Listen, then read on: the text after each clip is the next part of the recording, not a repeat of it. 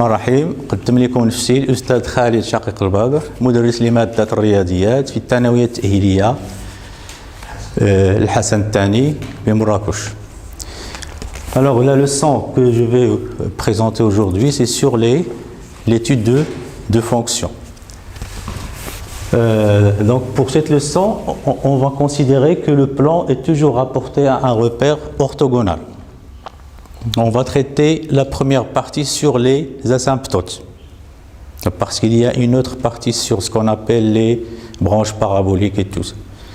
Donc pour la première partie, donc les asymptotes,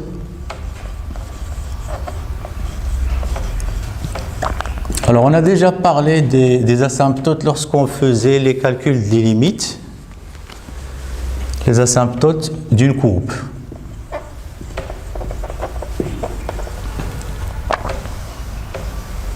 Alors il y a trois types d'asymptotes. Alors premièrement, asymptote parallèle à l'axe des ordonnées. On dit aussi une asymptote verticale, parallèle à l'axe des ordonnées.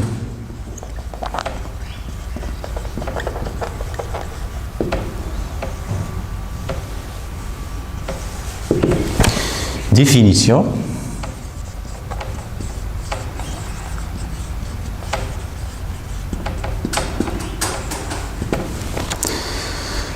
Alors, si par exemple on calcule la limite d'une fonction, si on trouve la limite quand x tend vers a plus, c'est-à-dire à droite en a, si vous calculez la limite et vous trouvez plus ou moins l'infini, donc je vais écrire comme ça veut dire on trouve plus l'infini ou moins l'infini, ou bien il faut calculer la limite à gauche de f de x et vous trouvez aussi plus ou moins l'infini, ou bien tout simplement si vous calculez les deux, vous trouvez plus ou moins l'infini, alors on dit que la droite d'équation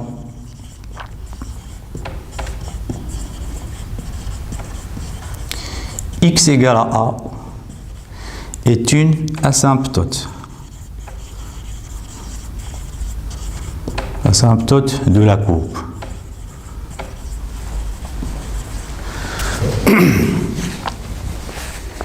Alors, qu'est-ce que ça veut dire une asymptote de la courbe? On a déjà vu ce genre de... Lorsque x s'approche de a et vous trouvez la limite, c'est plus l'infini ou moins l'infini, on remarque que la courbe, il s'approche de la droite.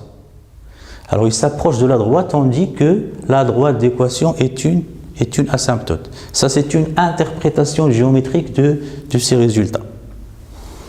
Donc, on va donner des exemples pour mieux éclaircir ça. Exemple.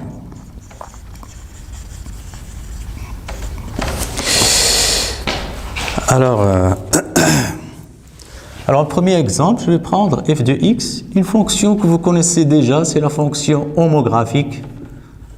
Fonction homographique, on rappelle que ça s'écrit de la forme f de x égale à ax plus b sur cx plus d.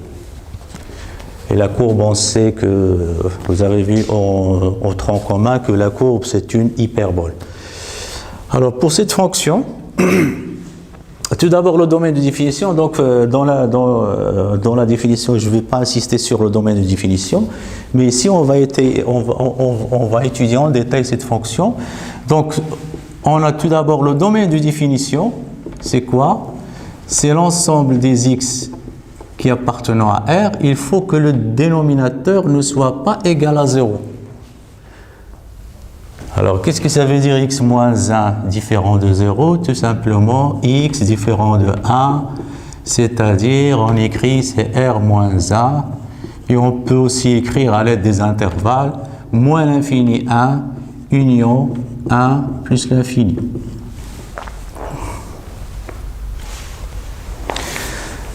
Alors, on s'intéresse au calcul de la limite en 1. Ici, le point A, c'est 1. Donc d'après la définition, on calcule la limite quand x tend vers a, soit à droite, soit à gauche. Je vais commencer par exemple à droite. Quand x tend vers 1 plus, alors d'après les règles de calcul qu'on a déjà vues dans la leçon de calcul sur les limites, on remplace toujours par 1 ici. Ici ça donne 2. Ici, ça donne 0. Et puisque x est supérieur à 1, on dit que c'est un 0 plus. C'est-à-dire on s'approche de 0 positivement. Donc c'est positif. Donc on écrit comme ça. On peut accepter cette méthode, c'est plus simplifié. On écrit comme ça 0 plus. Et ça, on fait une petite flèche, ça donne 2.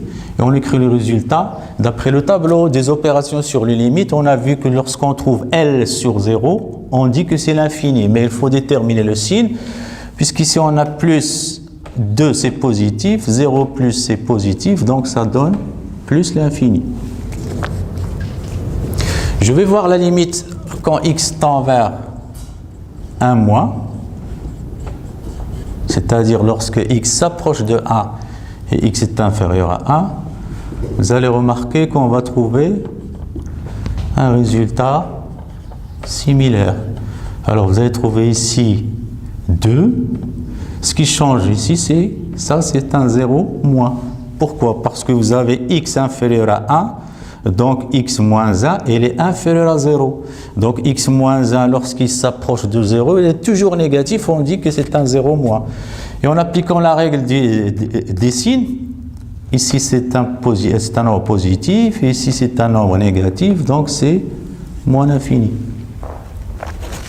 Alors là, je peux appliquer la définition. La définition, qu'est-ce qu'il nous dit? Si vous trouvez l'une des trois résultats. Alors ici, on a trouvé deux résultats. On a trouvé la limite quand x tend vers 1 plus c'est plus l'infini. On a trouvé l'autre, c'est moins l'infini. Cela veut dire que la droite d'équation x égale à 1 est une asymptote.